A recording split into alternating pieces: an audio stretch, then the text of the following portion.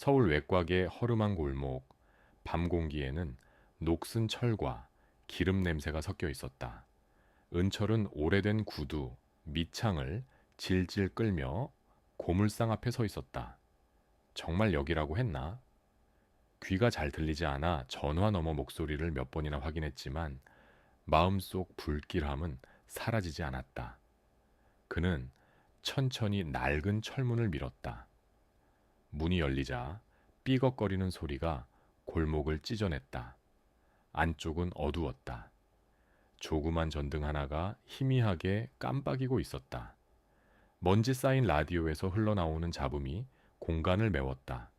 고물상 주인은 보이지 않았다. 대신 구석에서 커다란 트렁크 하나가 덩그러니 놓여 있었다. 잠금 장치는 오래전에 부서진 듯 반쯤 열려 있었고 뚜껑 틈으로 검붉은 천이 삐져나와 있었다. 은철은 본능적으로 뒤로 물러섰다. 이게 뭐지? 쉰 목소리가 흘러나왔다. 그러나 알 수 없는 끌림이 그를 앞으로 밀었다. 조심스레 트렁크 뚜껑을 열자 곰팡이 냄새와 함께 오래된 철 냄새가 확 풍겨 나왔다. 거기에는 낡은 군복이 접혀 있었다. 얼룩은 단순한 흙이 아니었다. 말라붙은 붉은 자국, 은철의 심장이 순간 멎는 듯했다. 이건 피다. 그는 손끝으로 천을 더듬었다. 세월의 흔적이 느껴졌다. 그러나 더 충격적인 건 그 안에서 발견된 작은 주머니였다. 가죽이 사가 금방이라도 부서질 것 같았다. 그는 떨리는 손으로 그것을 열었다. 그 안에는 반지가 들어 있었다. 정확히 반으로 쪼개진 금반지. 말도 안 돼. 은철은 그 자리에 주저앉았다. 70년 가까이 잊으려 애썼던 기억이 그의 뇌리를 파고들었다. 총성, 포연, 사람들의 비명, 그리고 마지막 순간에 어머니가 자신의 손에 쥐어주던 그 반지. 이거 꼭 가지고 있어라. 언젠가 다시 만나면 반쪽을 맞추자. 어린 시절의 울음소리와 함께 그 장면이 되살아났다. 하지만 반지는 단순히 과거의 흔적만은 아니었다. 반지 안쪽에는 또렷한 글씨가 새겨져 있었다. 은철은 처음엔 잘못 본 줄 알았다. 그러나 눈을 비비고 다시 확인하자 글씨가 분명히 드러났다. 2023년 살아있다면 나를 찾으라 순간 그의 눈앞이 아득해졌다. 머릿속에서 시계추가 거꾸로 흔들리듯 어지러움이 몰려왔다.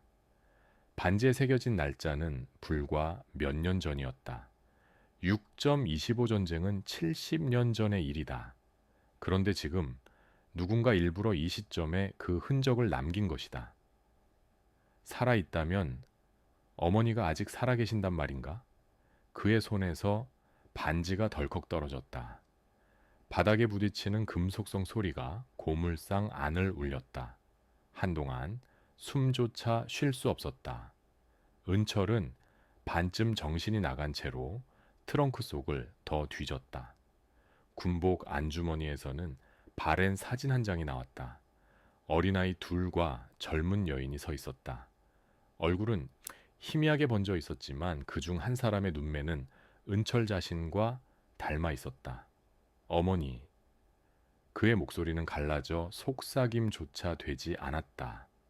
사진 뒤에는 짧은 문장이 적혀 있었다. 다시 만날 날을 기다린다. 남쪽으로 오라. 손이 덜덜 떨렸다. 지금까지 수십 년 동안 그는 어머니가 전쟁통에 사망했다고 믿어왔다.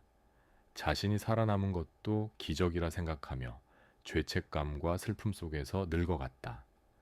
그런데 이 증거들은 무엇인가? 단순한 추억 상자가 아니라 지금 누군가 의도적으로 남긴 메시지였다. 바로 그때 어둠 속에서 인기척이 들렸다. 은철은 깜짝 놀라 뒤를 돌아봤다. 문틈으로 누군가 서성이다가 서둘러 발걸음을 옮겼다. 얼굴은 보이지 않았다. 하지만 확실히 그를 지켜보고 있었다. 누구야? 은철이 소리쳤지만 대답은 없었다. 대신 골목 끝에서 자동차 시동 소리와 함께 차가 빠져나가는 소리가 들렸다. 가슴이 쿵쾅거렸다. 단순히 과거의 흔적을 우연히 발견한 게 아니었다.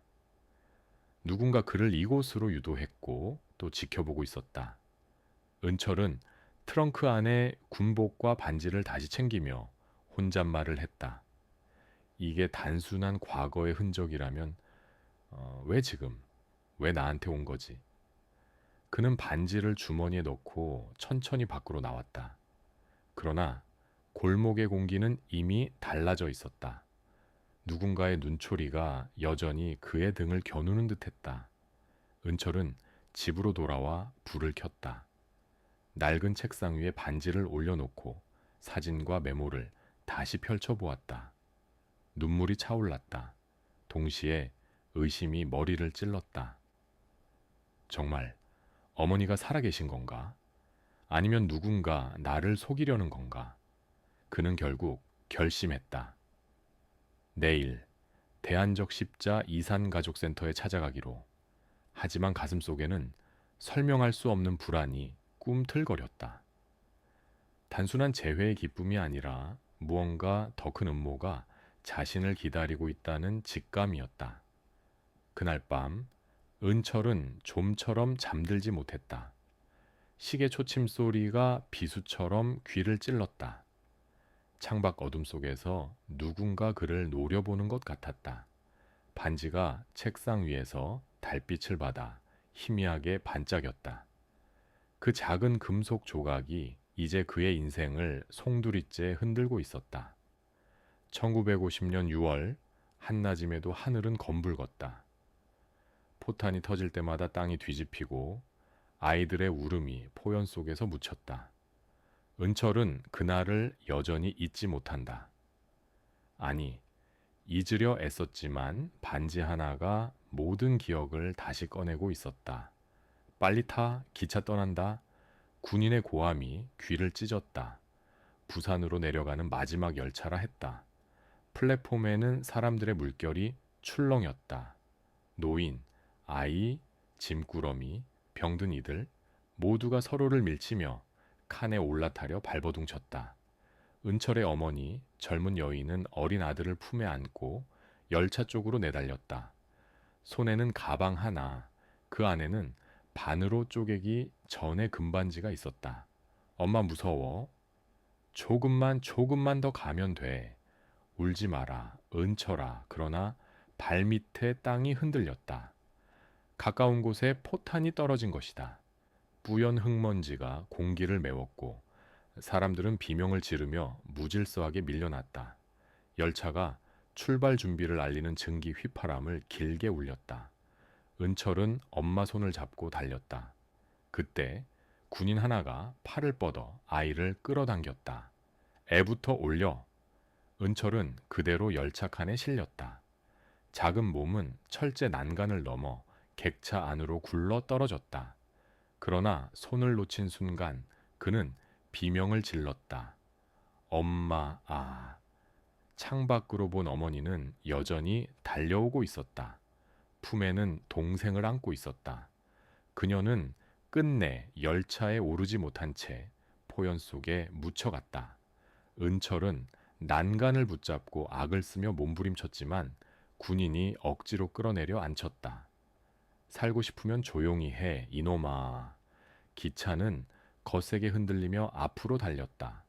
점점 작아지는 어머니의 모습, 손끝까지 닿을 듯했으나 결국 사라졌다. 그보다 조금 전 떠밀리듯 플랫폼으로 향하던 순간이 떠올랐다. 어머니는 숨이 차올라 헐떡거리면서도 아이의 손을 꼭 잡고 있었다. 은철아, 잘 들어. 이걸 가져. 그녀는 가방을 열어 반지를 꺼내더니 작은 돌에 힘껏 내리쳤다. 딸깍. 금속이 갈라지는 소리가 들렸다. 아이는 그저 멍하니 어머니를 바라봤다. 반쪽은 네가 가져. 언젠가 전쟁이 끝나면 우리가 다시 만나서 이걸 맞추자. 알겠니? 그때 은철은 울먹이며 고개를 끄덕였다. 어머니의 손에서 건네받은 반지는 아직 따뜻했다. 그 온기가 세월이 흘러도 사라지지 않았다. 열차는 남쪽으로 내달렸고 차창 밖 풍경은 잿빛으로 뒤섞였다. 은철은 기차 바닥에 주저앉아 울부짖었다. 주위엔 같은 처지의 아이들이 있었다. 부모를 잃고 이름조차 모른 채 울부짖는 얼굴들. 엄마, 돌아와줘. 아버지, 어디 계세요? 비명과 흐느낌이 기차 안을 메웠다. 아이들의 울음은 곧 무감각으로 변했고 시간이 지나자 침묵만이 남았다. 은철은 반지를 손에 꼭 쥔 채 눈을 감았다.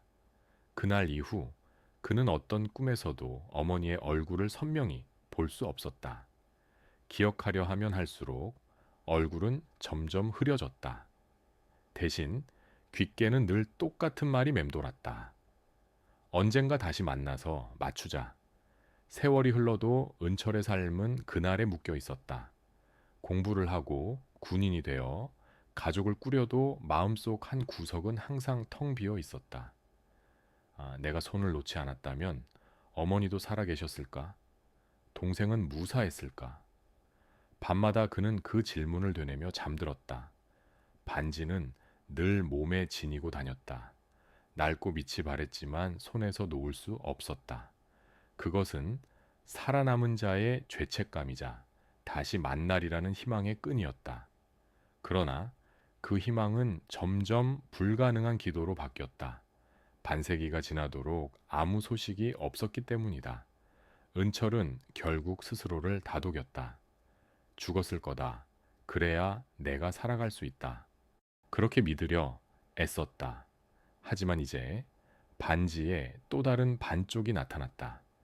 그것도 최근 날짜와 함께. 은철은 며칠 전 고물상에서 본 그 장면을 떠올리며 온몸이 떨렸다. 그날의 기억은 끝난 것이 아니었다. 70년 전 끊어진 손길이 이제야 다시 은철의 어깨를 붙잡고 흔들고 있었다. 어머니, 정말 아직 살아계신 건가? 아니면 누군가 이 기억을 이용하고 있는 건가? 그는 깊은 어둠 속에서 혼잣말을 했다. 전쟁은 끝난 듯 보였지만 은철의 내면에서는 여전히 총성이 울리고 있었다. 대한적 십자 이산가족센터의 복도는 늘 그렇듯 조용했지만 벽에 걸린 흑백 사진들이 은철의 발걸음을 멈추게 했다. 수천 장의 사진 속에는 누군가를 찾습니다. 라는 간절한 표정이 담겨 있었다. 늙은 얼굴, 젊은 얼굴, 아이, 노인, 모두가 누군가를 기다리고 있었다. 은철은 자신도 그 사진 속 한 사람이 된 것 같은 기분을 느꼈다. 그는 접수 창구 앞에서 잠시 머뭇거렸다. 창구 직원은 친절하게 웃으며 말했다. 어르신 도와드릴까요? 예, 확인할 게 있습니다. 오래된 기록인데 혹시 아직 보관돼 있겠습니까? 직원은 익숙하다는 듯 고개를 끄덕였다. 1983년 KBS 이산가족 찾기 방송 당시 명단 말씀하시는 거죠? 그 한마디에 은철의 심장이 멎는 듯했다. 1983년 여름 전 국민이 텔레비전 앞에 모여 통곡하던 날이 있었다. 은철아, 은철아. 화면 속에서 울부짖는 여인의 목소리가 있었다. 은철은 그때도 TV를 보고 있었지만 이름을 똑같이 부르는 사람이 많아 대수롭지 않게 넘겼다. 그러나 지금 직원이 꺼내준 자료에는 분명히 적혀 있었다. 아들 은철을 찾습니다. 어깨에 작은 흉터가 있고 반지 반쪽을 가지고 있을 겁니다. 은철은 눈을 크게 떴다. 흉터, 반지 모두 자신이었다. 이 기록 진짜입니까? 직원은 잠시 눈치를 보다가 낮은 목소리로 속삭였다. 어르신, 이건 사실 공식적으로는 정리된 자료입니다. 그런데 최근 북쪽에서 내려온 인물의 신상과 이 기록이 놀랍게도 일치한다는 제보가 있었어요. 직원과 대화를 마치고 복도를 나서는 순간 은철은 섬뜩한 기운을 느꼈다. 누군가 따라오고 있었다. 유리문에 비친 그림자가 있었다. 검은 코트를 입은 사내였다. 은철이 멈추면 그림자도 멈췄다. 은철이 걸음을 재촉하면 그림자도 같은 속도로 따라왔다. 누구야? 날 왜 따라오는 거지? 은철은 일부러 방향을 틀어 센터 건물 뒤편 좁은 골목으로 들어갔다. 발자국 소리도 그대로 따라왔다. 순간 등 뒤에서 들려온 낮고 굵은 목소리. 어르신, 괜히 깊이 파지 않는 게 좋을 겁니다. 은철은 뒤돌아봤지만 사내는 이미 사라지고 없었다. 대신 바닥에는 작은 성냥갑이 떨어져 있었다. 성냥갑 안에는 쪽지가 들어 있었다. 진실을 알면 당신도 위험해진다. 불안감에도 불구하고 은철은 멈출 수 없었다. 그는 국방부 기록실로 향했다. 6.25 당시 실종자 명단과 북으로 끌려간 사람들의 기록이 보관된 곳이었다. 기록 담당자는 노년의 군인이었다. 그 역시 전쟁 세대를 겪은 사람이었다. 반지. 흥미롭군. 담당자는 오래된 서류를 뒤적였다. 그리고 낡은 폴더 하나를 꺼냈다. 여기 보시오. 1951년 평양 근처에서 포로 수용소가 있었다는 기록이네. 그곳에 은철 씨 어머니 이름과 비슷한 여성이 있었다고 하더군. 은철은 숨을 삼켰다. 살아 있었다는 겁니까? 확실하지는 않네. 하지만 이후로 기록이 사라졌다네. 마치 누군가 일부러 지운 듯 말이지. 며칠 뒤 은철은 한 노파를 만났다. 전쟁 당시 북으로 끌려갔다가 남으로 돌아온 탈북민이었다. 그녀는 은철이 보여준 사진을 보자 눈을 크게 떴다. 이 여인, 나랑 같은 수용소에 있었어. 밤마다 아이 이름을 부르며 울곤 했지. 은철이라고 했던가. 은철의 눈물이 터졌다. 어머니가 정말 거기 계셨군요. 그러나 노파의 표정은 무거웠다. 하지만 그녀는 그곳에서 살아남기 위해 무언가와 거래를 했어. 자세히는 몰라. 다만 간부들이 그녀를 특별히 대우했지. 그 말은 은철의 가슴에 새로운 의문을 심었다. 어머니가 단순한 희생자가 아니었다면 그녀는 무엇을 감추고 있는가? 조각들은 맞춰지고 있었다. 1983년 TV 속 메시지, 북에서 내려온 제보, 수용소에서의 증언, 그리고 성냥갑의 경고. 이 모든 게 우연일 리 없었다. 누군가 은철을 이 길로 이끌고 있었다. 하지만 목적은 무엇일까? 가족의 상봉인가? 아니면 진실을 덮으려는 함정인가? 은철은 주머니 속 반지를 꽉 쥐었다. 반지는 단순한 가족의 증거가 아니었다. 그것은 전쟁의 비밀을 여는 열쇠였다. 그날 밤 은철은 또다시 꿈을 꾸었다. 포연 속에서 어머니가 손을 뻗고 있었다. 그런데 이번에는 그녀가 속삭였다. 은철아, 날 찾지 마라. 넌 위험해진다. 은철은 식은땀을 흘리며 눈을 떴다. 창밖에는 검은 차 한 대가 조용히 서 있었다. 불빛은 꺼져 있었지만 분명 누군가 그를 지켜보고 있었다. 임진각 면회소. 유리벽 너머에는 수십 년 동안 헤어졌던 가족들이 눈물로 서로를 확인하는 장면이 이어지고 있었다.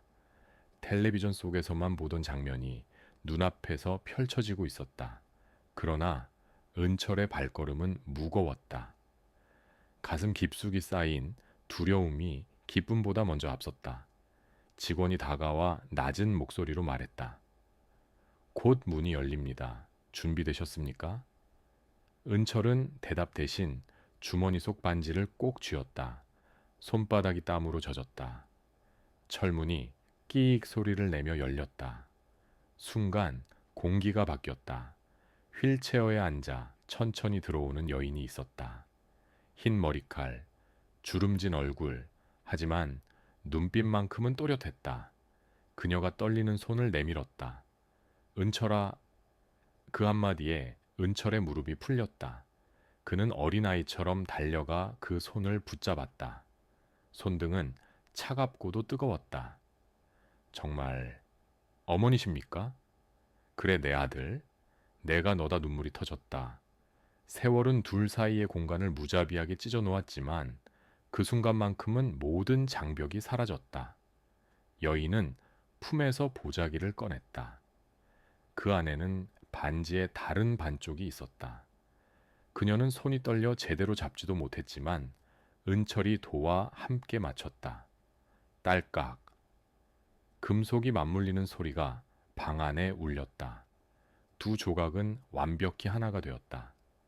주위 사람들은 박수를 쳤다. 하지만 은철의 가슴은 묘하게 답답했다. 반지가 맞춰지는 순간 마치 오래 숨겨둔 비밀이 드러난 듯한 기분이 들었다. 그때였다. 휠체어 뒤에 서 있던 남자가 앞으로 걸어 나왔다. 검은 양복 차림, 날카로운 눈빛. 그는 은철을 똑바로 바라보며 말했다. 축하드립니다. 오랜 세월 끝에 가족을 찾으셨군요. 은철은 직감했다. 이 남자가 바로 자신을 계속 지켜보던 자라는 걸. 당신 누구요? 이 모든 과정을 지켜본 사람입니다.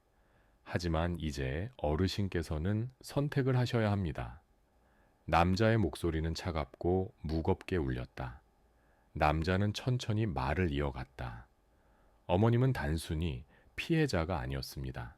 전쟁의 소용돌이 속에서 살아남기 위해 중요한 정보를 넘겼지요. 수많은 목숨이 그 대가로 사라졌습니다. 은철은 귀를 의심했다. 무슨 말입니까? 어머니는 희생자였다고. 남자는 피식 웃었다. 희생자이자 협력자. 기록은 그렇게 남아 있습니다. 어머니의 손이 덜덜 떨렸다. 그녀는 눈을 감고 흐느꼈다. 은철아, 미안하다. 나는 너를 살리기 위해서 그 길밖에 없었다. 은철의 심장이 갈라졌다. 한편으로는 살아남기 위해 어쩔 수 없었을 어머니를 이해하고 싶었다. 하지만 다른 한편으로는 수십 년 동안 간직해온 희생자 어머니의 모습이 산산이 무너지고 있었다. 어머니, 그게 사실입니까? 그렇다. 나는 내 이름을, 네 모습만은 지키려고 했다. 그게 내 전부였다. 은철은 머리를 감싸쥐었다. 눈물이 아닌 피눈물이 터질 것 같았다. 남자는 차갑게 말했다. 이제 아드님께서 선택하실 차례입니다. 가족을 되찾을 것인가, 아니면 역사의 진실을 지킬 것인가. 어느 쪽이든 대가가 뒤따릅니다. 은철은 어머니와 반지를 번갈아 보았다. 평생을 기다린 순간이었지만 그 순간이 가장 잔인한 순간이기도 했다. 주머니 속 반지는 차갑게 식어가고 있었다. 은철은 한참을 침묵하다가 어머니의 손을 꼭 잡았다. 나는 진실을 알았다. 하지만 내게는 지금 이 순간이 전부다.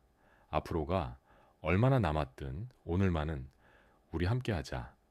어머니의 눈에서 눈물이 흘렀다. 남자는 아무 말 없이 고개를 끄덕였다. 좋습니다. 다만 기억하십시오. 진실은 언젠가 다시 고개를 들게 될 겁니다.